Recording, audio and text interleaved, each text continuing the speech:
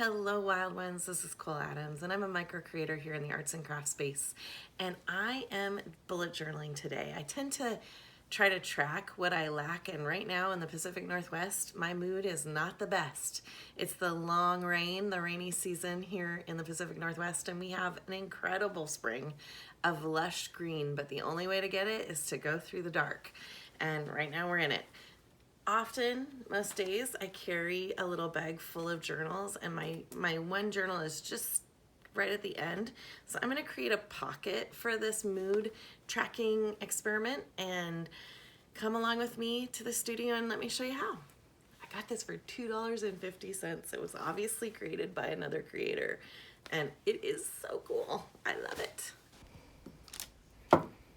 So to begin this creative session, I'm lighting a candle and setting an intention around just being more aware, being more connected with my mood, and finding ways to move my mood up if I need to. So I'm starting by doing a really rough and ready version of a monthly calendar, and I'm kind of using that piece of paper to block off the middle of the word March. And then I'm going to write mood right in the middle there. I am very much a person who just wants something to track with and isn't super concerned about the visuals. I actually think it's a little easier to just go for it and use it if it's a little less perfect. And I usually don't mind the non-precision. I'd rather get it done quickly. So I'm just going to outline and do 7 columns. I think March is actually 6 rows long. And when I go to track something like mood, I really want to work as a holistic thing. So I want to do some daily tracking, some questions and answering, probably through daily journaling, and then finally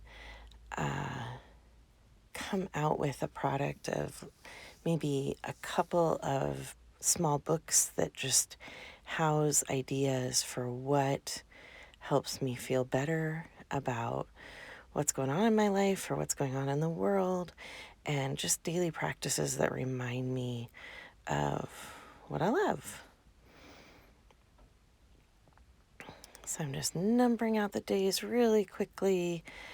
These are probably just going to be colored in with what color the day was. And I'm going up the side with the color scale. And that color scale is really dependent on one being red, one being I really need some help and I need to ask for help if I'm not feeling that good. I love putting little collages in out of scrap. This is, I think, the tail of a unicorn from a previous project. And I wanted to make sure this little mood tracker card matched my mood tracking system. Matched but wasn't twins, but I love that I'm reusing some scrap on this project.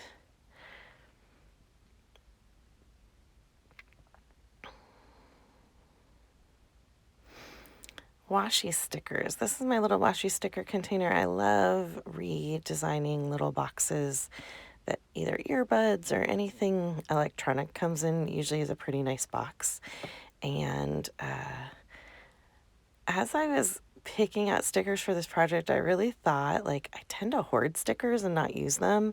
And wow, I really enjoy having stickers. And I think that's one of my mood boosters, something I need to write on my little list of things that make me happy. And I love to use art supplies up, so I'm going to try to use up some stickers coming up. These washi stickers are a little hard to separate. I find if you bend over the back, they come off a little bit easier. And of course, this little clover seem to fit in. Of course, I wanted it to be 4-leaf, but it's 3-leaf, it's good. And I just messed up that sticker on the front. This side is going to be 6 through 10 when I'm in that place in the mood scale, what keeps me there. And then this is the side that's going to be more the side of, oh, I need to have a place of working on my mood. And so I actually think this sticker fits a little bit better. It's more like a gray cloud. And I'm going to write 1 through 5 on it. And that will be the side that I go to if I'm not feeling as good, but want to kind of investigate that part of the scale.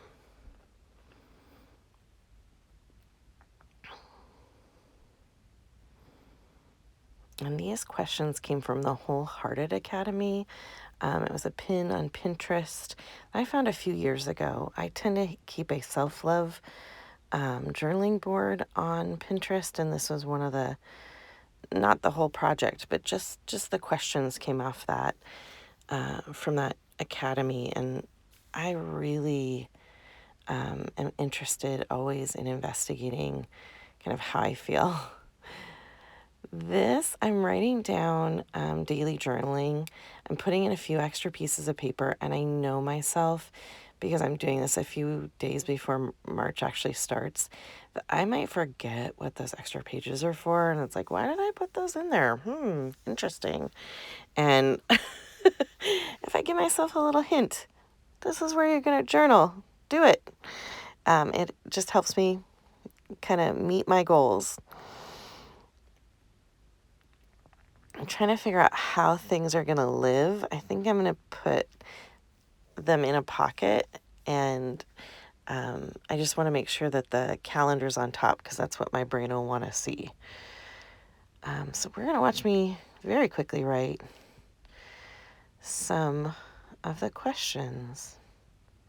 What can I do to move myself up a number, especially in 1 through 5? That's usually hydration, so have a glass of water, feed myself well, and maybe nap. Maybe I need to sleep. But usually it's a physical thing, or get outside and just either sit or get outside and take a walk. Oh, those are both really good for me. What is helping me cope through this hard time? And I often think that's when I'm least likely to reach out to my friends and family, but that's probably when I need to reach out the most. And when things are better, what will I notice is different? Those 3 questions are different or better, actually. What will I notice is better? I think those 3 questions in a time when you're not feeling really that well help push you towards a better place. How do I move up? Or what can I do to sustain this number? I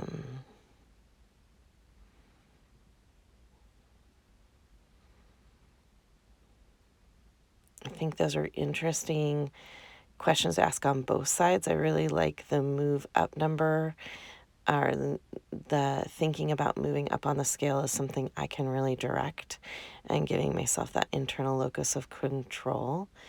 And I think this question too, what does this number, being at this number, tell me that I need, really makes sense to me. That's something that it's always nice when you're in a good mood to be like, why am I in a good mood? Oh yeah, it's because I fed myself well. I went for a walk. I went for a swim. I did a bunch of different things to care for myself. So this little book is just a 3x5 card. I'm gonna fold it in half, and I cut off the corners. That's some watercolor that was left on my brush. I just swiped across the front. Now we're going to move on to the pocket. And I'm just putting a little color on the edges. I really like the scruffly. I'm kind of at the end of these pens, and I know some of them are just running out of juice. But I kind of think it's still really, they're beautiful, and they just look a little kind of inky and interesting.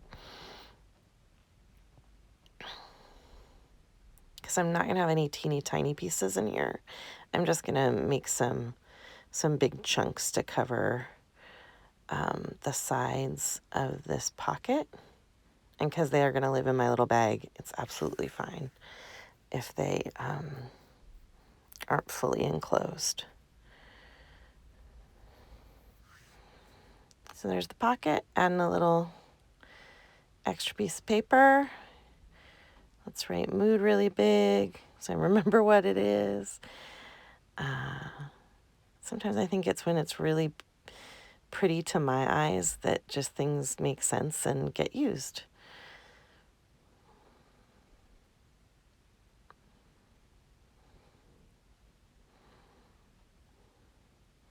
These are the Arteza acrylic markers. They do move around. They aren't fully acrylic, but I really do like them.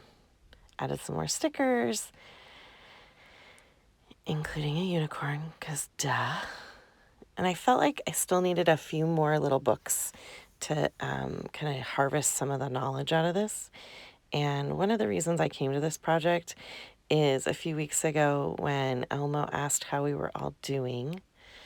And we all reacted pretty strongly. It reminded me that mood is such a beautiful and important thing to track. So here is my little homage to Elmo, which I have looked at a few times since producing it or since making it, and it makes me happy every single time I see it. How are you? A question we should all be asking ourselves a lot. So here it is. Here's the final project. Oh, I really like how it turned out. I did add one more little book, and get your cameras ready because there are some good times to take a photo. How are you? This is what to do on rough days. Also a little watercolor, and then there's the ideas, what works for me on a rough day. Mind map. And then the mood boosters, I'm thinking this is more the higher end of the map on great days. Here's the things that will keep me there.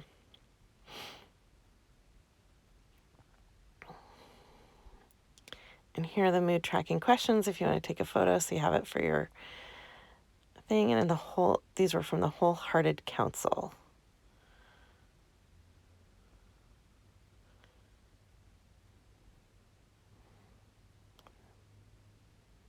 And then finally, just the mood board.